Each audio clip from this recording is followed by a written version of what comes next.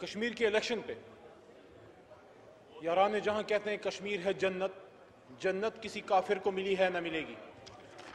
کشمیر کا الیکشن ہم سب کے لیے انتہائی اہم ہے۔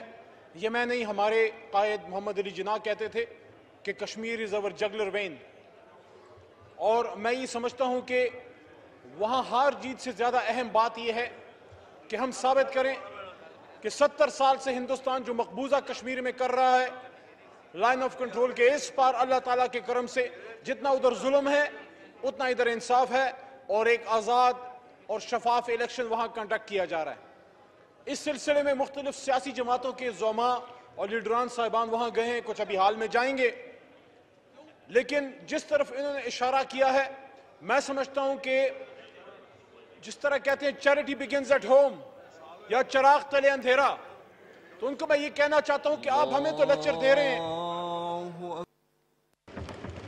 کشمیر پہ۔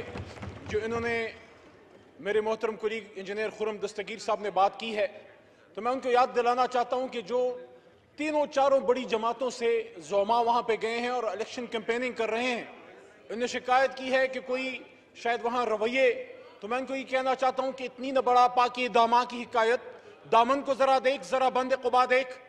کیا آزاد کشمیر کے لوگوں کا یہ حق نہیں ہے کہ ان کو ایک انصاف پہ مبنی حکومت ملے؟ کیا ان کا یہ حق نہیں ہے کہ وہ ایک آزاد الیکشن میں حصہ لے سکیں؟ اس کو مرکزی حکومت یقینی بنانے کے لیے بھرپور کوشش کر رہی ہے، لیکن مت بھولیں کہ وہاں آج بھی جو زیر انتظام ہے آپ کے سابق وزیر اعظم، انہی کے نیچے ساری جو ہے وہ ان کی نگرانی کے نیچے سارا ہوا۔ لیکن سوال یہاں پہ یہ ہے کہ پچھلے 5 سال آزاد کشمیر میں تحریک انصاف کی تو حکومت نہیں تھی۔ مناسب یہ ہوتا کہ ہم ایک دوسرے پہ غداری کے فتوے نہ لگائیں، کشمیر بیچ دیا، فلانا کر دیا۔ پاکستان میں ایسا مائی کلال پیدا نہیں ہوا جو کشمیر کا 1 انچ بھی بیچ سکے، اور جو بیچے گا اپنے باپ کا نہیں ہوگا۔ کشمیر کسی کا باپ بھی نہیں بیچ سکتا، اور کشمیر پہ ریاست کی جو پالیسی ہے جناب ڈپٹی اسپیکر صاحب، وہ 47 سے لے کے آج تک ایک ہی ہے، چاہے میاں صاحب تشریف لائیں یا زرداری صاحب کی حکومت ہو یا کوئی فوجی عامر ہو یا عمران خان صاحب ہو، پالیسی ایک ہے سر کہ یونائٹڈ نیشنز کی ریزولوشنز کے مطابق کشمیر کے مسئلے کا حل ہو۔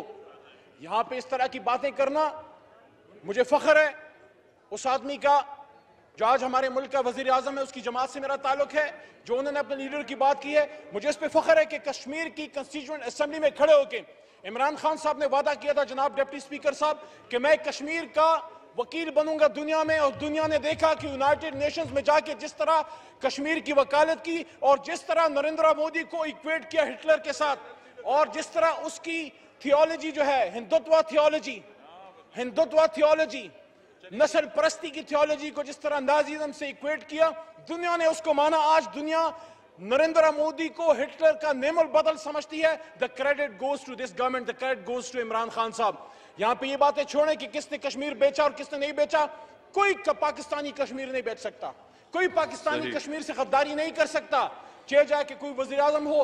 آج ہم یہ باتیں یہاں نہیں کرنا چاہتے کہ جب آپ کے اور ہمارے سابق وزیر اعظم میاں نواز شریف صاحب، جس طرح آپ نے خان صاحب کی بات کی ہے، میں یاد دلاتا چلوں کہ جب وہ ہندوستان کے دورے پہ گئے، پہلے پاکستانی سربراہ مملکت تھے جنہوں نے وہاں مناسب نہ جانا حریت لیڈرشپ سے ملنا، لیکن غداری کی بات ہم پھر بھی نہیں کرتے۔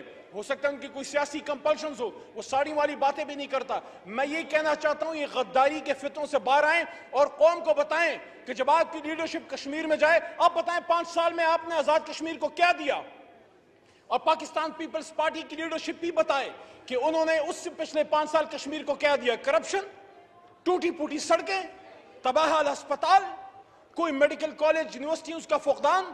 آپ نے کشمیر کا جو سب سے بڑا مسئلہ ہے آج ایجوکیشن، ہیلتھ اور خاص کر روڈ انفراسٹرکچر، میں کشمیر کے بہت سے علاقوں میں مجھے موقع ملا ہے جانے کا، الیکشن سے بھی بہت پہلے، جب الیکشن نہیں ہوتے تھے تب بھی ہم جاتے ہیں، ہماری کشمیر سے محبت ہے۔ جناب ڈپٹی اسپیکر صاحب، چاہے مظفر آباد ہو، باغ ہو، کوٹلی ہو، کوریٹا سیکٹر ہو، میرپور ہو، جو بھی ان کے علاقے وہاں پہ ہیں، آپ کے بارڈر ایریا سے لے کے مظفر آباد تک ہم گئے، ایک بہت بڑا مسئلہ ان کا روڈز کا ہے، اور جو اس میں کرپشن ہوتی ہے خدا کی پناہ، جو وہاں سیاسی کرپشن ہوتی ہے خدا کی پناہ، جو وہاں روڈز انفراسٹرکچر آپ نہیں دے سکے۔ کہ عمران خان صاحب نے آزاد کشمیر میں جا کے 3 سال میں روڈز بنانے تھے، آپ بتائیں نا۔ صحیح جی، آپ स्पीकर साहब मुझे सिर्फ 1 मिनट और दे दें। आप बताएं आजाद कश्मीर में जाके अब गुस्सा में आने की जरूरत नहीं है, अब आपने बात की है सुन लें। आप सबसे पहले जाके जब कश्मीरियों से एड्रेस करते हैं उनको बताएं कि हुजूर हमने आपको 5 साल में इतनी यूनिवर्सिटियां दी हैं, हमने आपको 5 साल में इतने मेडिकल कॉलेजेस दिए हैं, हमने आपको 5 साल में इतने अस्पताल दिए हैं, हमने आपका केस जो है दुनिया में जाके लड़ा है और आप यहाँ रोडों के जाल बिछा दिए। आज तो कश्मीरी तबाह हाल है आजाद कश्मीर में, उसके पास तो रोड इंफ्रास्ट्रक्चर नहीं है।